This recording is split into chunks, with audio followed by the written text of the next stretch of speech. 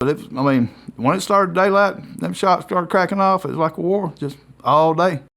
And we got to talk more about that because this same kind of decade range, like kind of late 80s into the 90s, is you're the same age as my uncles. And growing up, when I started getting a little bit more interest in trying to hunt public land, I brought it up to them. They're like, man, I wouldn't go on that public land. It's dangerous. You're going to get shot. It's crazy. And I think it was from them as, in their, late 20s, maybe early 30s, hunting around that time frame on public, how kind of crazy it was on some of these hunts. What was the culture of public land hunting like back then around those gun hunts in Alabama? I mean, when it started daylight, them shots started cracking off. It was like a war, just all day. So, again, them guys, they sit there for about an hour and then they up trying to figure out how some way to chase them up, or stir them up for somebody or do the man drive. They walk around with Coke jugs and, whatever, just shaking rocks, hooping and hollering. It was just a madhouse pretty much all day, every one of them gun hunts.